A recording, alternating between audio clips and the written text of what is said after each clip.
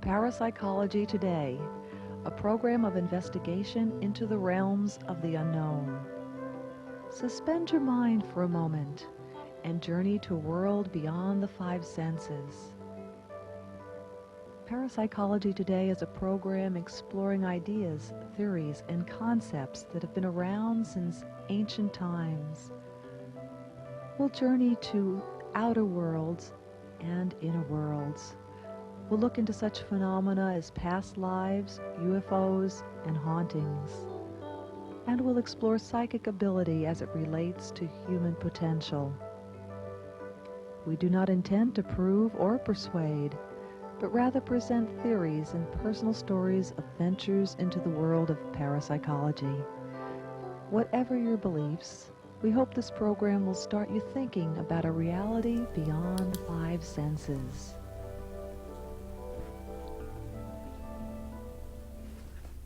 Hi, welcome to Parapsychology Today. Our topic today is relationship issues, and the person that knows a lot about those is my guest, Gina Polimeni. She's a licensed professional counselor. Did I say your name right this time? Yes. Okay.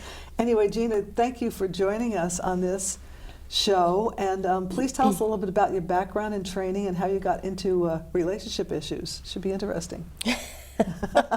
Well, I think most of us have had relationships our entire life. Yes. What I can say is this has been a big wound for me specifically throughout my life. And when I say wound, it just means something that I've struggled with. I've struggled with rejection and abandonment, just this belief around it for a really long time, and it's impacted a lot of my relationships and friendships.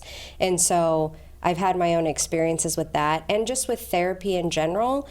When you learn how to understand yourself as well as other people, it's easier to work with two people together, right? Because you know how to approach it.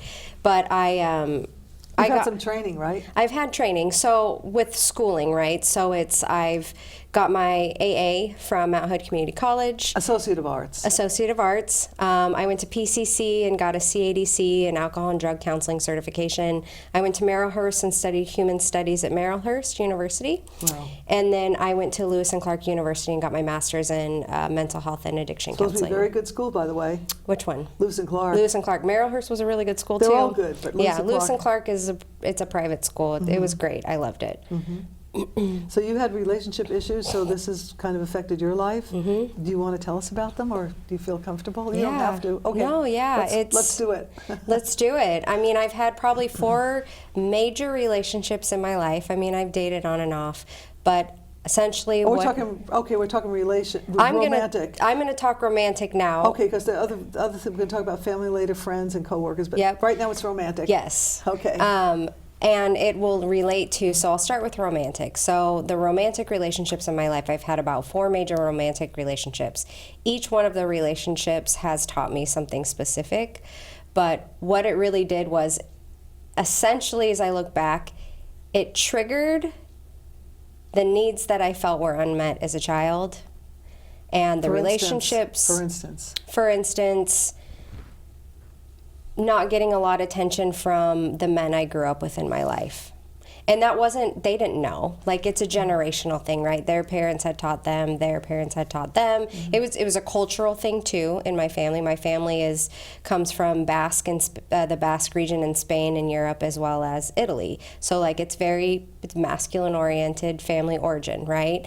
And so I spent a lot of time by myself, or feeling like I wasn't heard, feeling like I wasn't seen. So then I create this belief that like I have to work really hard to get the attention of men in my family, right? And that in return developed into, I don't feel loved by men unless I can show up in a certain way, or unless I work really hard, do everything for them, don't set any boundaries, like, you know, and enable certain behaviors. So did you have men take advantage of you because of this?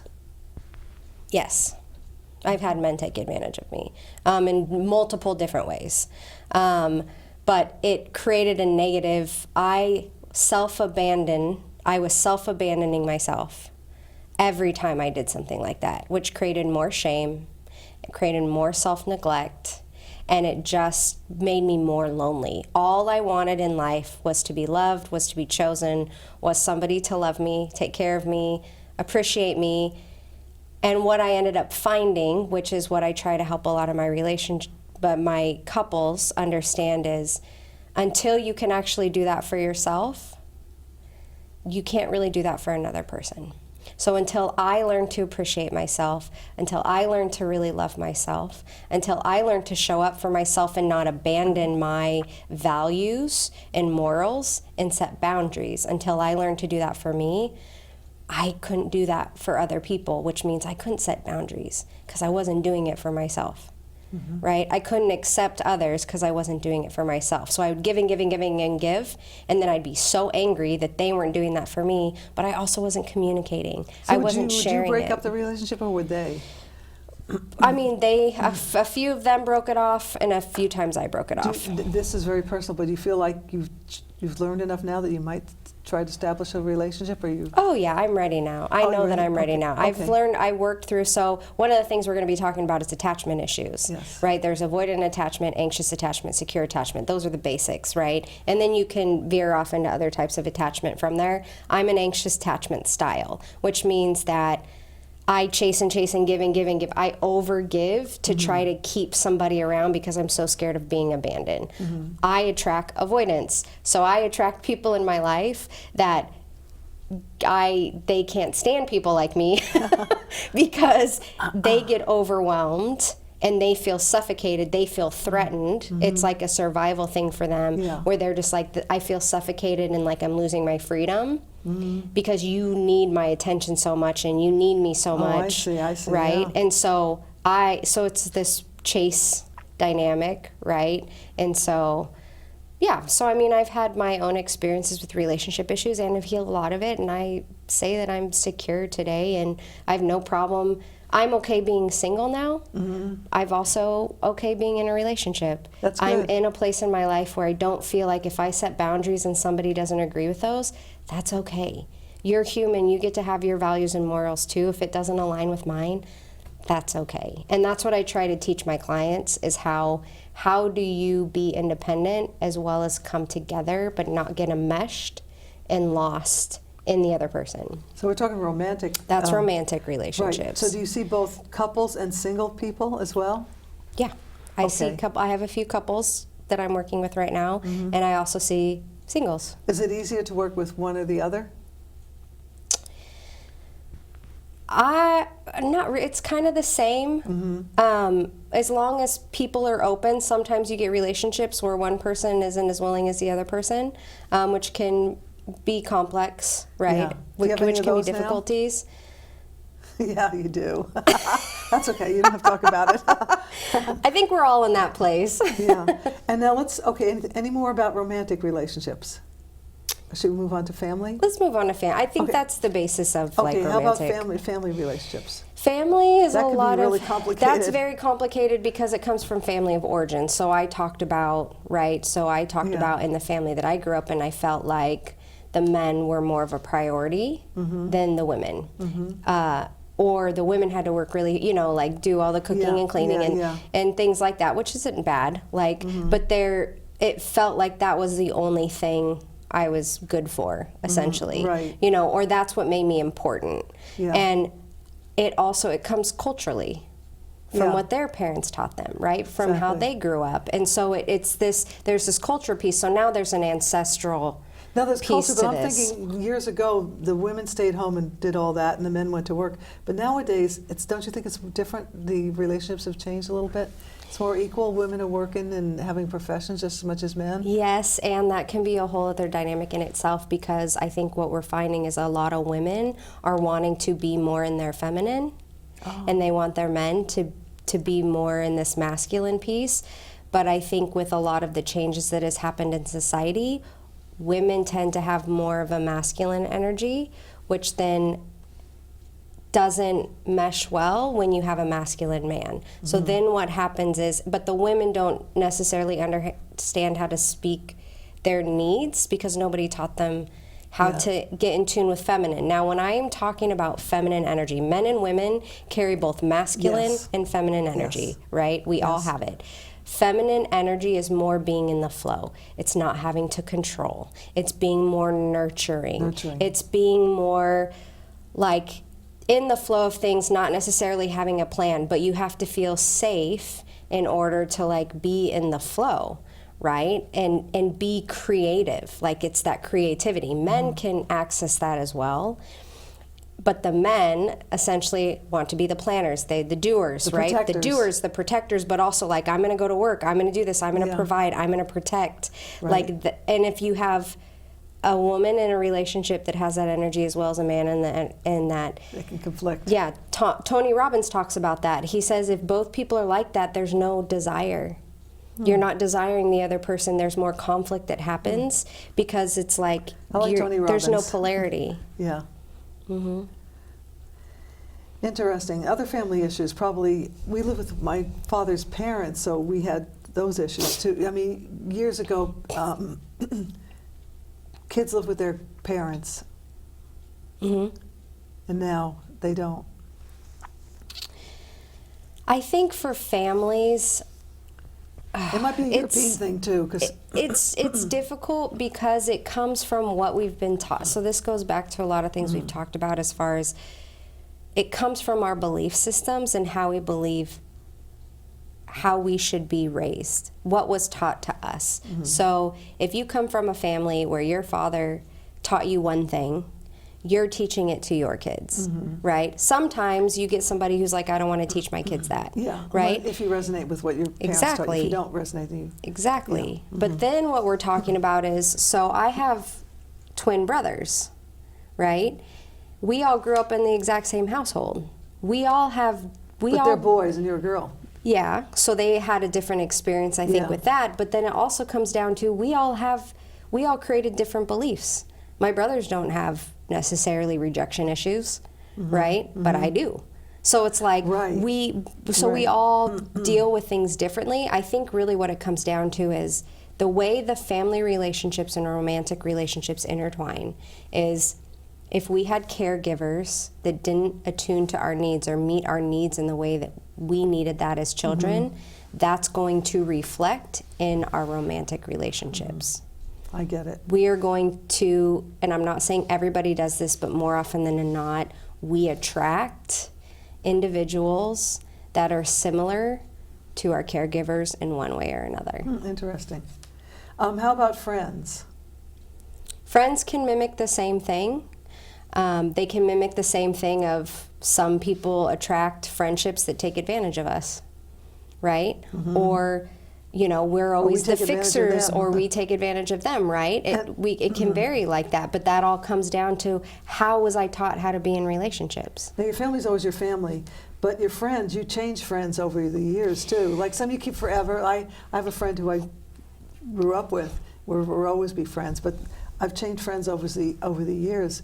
And it might be what's happening in the world too, you know, and your belief systems. And I think that comes from evolution. The more we learn, the more we grow, the more we change, people are going to be on the ride with us. Or some people don't head in that direction, they head in a different direction. Yeah. And we just move in different directions and the friendships fizzle out. And that's always very difficult. The other piece you were talking about that resonated with me was... my mind went Family? blank. No, you were talking about the friendship piece. Oh yeah, right. Well, I have a friend that I grew up with. I mean, we were babies together, and we're still friends. I mean, she's like a sister. Yeah. Yeah. She'll always be my friend. Nothing will ever separate us. Yeah. I just think that relationships they're very complex Yes. because we're always, we can be evolving from them. Exactly. And We changing. change. But she lives on the other part of the world, so maybe if we lived closer together, we wouldn't have stayed friends. But she lives on the East Coast, and I live here on the West. I remember what I was going to say. I have a client right now, and she grew up in a very difficult home life. Really? And she doesn't keep in touch with her biological family. But she has friends that are family to her. One thing that I think people struggle with is that if you have a family that they can be abusive, whatever it is, and you find that you're separated from them, one belief system that I think people struggle with is, I owe them something. I want them to continue to be my family. And then when you start thinking about, well, what does family mean to you, right? How do you separate yourself from family that maybe is unhealthy for you? How do you create a separation when something is actually toxic and unhealthy, but then start looking at your friends as your family? That's a very deep belief system that's really hard to break, because there's a part of you, I think there's a part of all of us that desires a certain type of family. And so we want to hold on to toxic family members or abusive family members that are not good for us, because we feel like we owe them something because they're family, because that's what we were taught. I see what you're saying, yeah. And that can be a very difficult place for a lot of people to be in. Well, since we're Parapsychology today, I'll stretch our minds a little. What about reincarnation? Maybe this person was was a different relationship, a family member in another lifetime too. So And that can come up, couldn't it? I've been studying Kabbalah recently. Kabbalah? It's Jewish spiritualism, or Kabbalah. Yeah, I think I've heard of that, the Kabbalah. Mysticism, Jewish mysticism, and I've been studying a lot lately. And one of the things they talk about is when we choose to come to the earth, right? And we want to heal parts of our tikkun, or our soul. It's like our soul's correction, right? And when we come to this earth, we are choosing things in our path to help us correct those things within our soul. And so there could be relationships that we have, there could be situations that we're experiencing within life that are directly related to healing those parts of our soul. So I'll give you an example. My abandonment wound, every single relationship that's come into my life is there, I believe, to help me not abandon myself for another person. And my entire life, every relationship that I've been in contact with has been on some level trying to heal that piece. Whether it's the relationship with my mother, the relationship with my father, the relationship with my brothers, my friends, my romantic relationships, every part of that will repeat itself until I correct what I need to correct within those relationships. I was thinking of something else, but that's good. That's like that's reincarnation of coming here to correct your karma, Yeah, essentially. no, I was just thinking, like, your mother was I feel my daughter, she takes care of me, she was my mother in another lifetime. Yeah. There's that too. They say you incarnate with the same soul group, that's what I was thinking. There's that too. I mean, I've met numerous souls in my life where I'm like, I swear I've known them before. Yeah, I know. Well, you meet people, sometimes you really resonate with them. It could be other things too, not just previous lifetimes, but it could be other things. Well, anyway. So we have healthy and unhealthy relationships. We talked about that. And something that might come up is were our needs met as a child, and if they weren't, then, like you said, that could affect a lot of things. Are there patterns that affect our relationships, and what might these patterns be? We don't see them. Are there patterns? Yeah, I mean, I think that goes with needs being met, but there's also something called the mirroring effect. The mirroring? Mirroring. Mirror. Mirror. Okay. So like everything's a mirror. So the patterning could be like the person in my life is triggering something within me that creates an emotional response. I usually say 80% of the time it really has nothing to do with that relationship, but of previous relationships that are triggering that one thing. Could you give an example? Let me see if I can give an example. So, okay, I'll give you an example. One of the romantic relationships I was in, I specifically remember this. He would do certain things in the relationship, and I was like enabling, like I was paying for everything, and I was like taking care of him essentially because he was struggling. He was in a very painful place, and I was getting resentful, and he was struggling. What I realized, one day it hit me in the face where I was like, oh my gosh, this is mimicking the relationship that I had with my mother at one point, where I felt like I was having to take care of her. So the resentment I was feeling towards him was probably 20%, and the 80% of the resentment that I was struggling with was actually had to do with my past relationship with my mother that needed to be healed. So it was like, it wasn't necessarily about what was happening in the moment. Yes, he was doing those things, it doesn't make it right, but the amount of anger I was feeling really was more about my past than it was about him. So the things in our life are reflecting something usually deeper within ourselves. No wonder we have to come to therapists. This is too hard for us to figure out. Okay. It's complex. Do you have any interesting stories of a relationship you were able to help? I don't know if we did that. We did. Yeah. I have I have a couple right now. Oh my God, they've come so far. And what I found from it is both of them are doing their individual work. Mm-hmm. So they're both doing their individual work, but then they're also really committed to their relationship. Okay, They're so that committed, helps. that helps. Being very committed They to didn't taking care. the suggestions and doing the work. And they have had some very difficult conversations that have come up. And for a while, we didn't even touch the subject because what I wanted to do was build trust and vulnerability between them because that had been completely lost throughout their relationship. So one, working on them individually so that they can learn more about their patterns and behaviors that are coming out in the relationship. And then I bring them together and then I start teaching them how to communicate with one another. What are your needs? And I might have somebody be like, well, he should know what those are. But you need to communicate what those Yes. are because you evolve and you change. Yes, you do. And so he was learning how to communicate like what he needed and what she needed. And then in session, the reason it's good to have a third party in relationships is because we get in the blame game. Yes. And I try to bring it back to like, how are you feeling and what's really underneath. It's never about the dishes is what I say. When you get angry at your spouse because they didn't put the dishes in the dishwasher right, most likely there's an underlying emotion that That's is feeding into interesting. that. Like, I feel like you don't hear me. I feel like you don't Oh, that's interesting. When you don't put the dishes in that way, it makes me feel like I'm out of control. It makes me feel like a child because I lived in a chaotic household.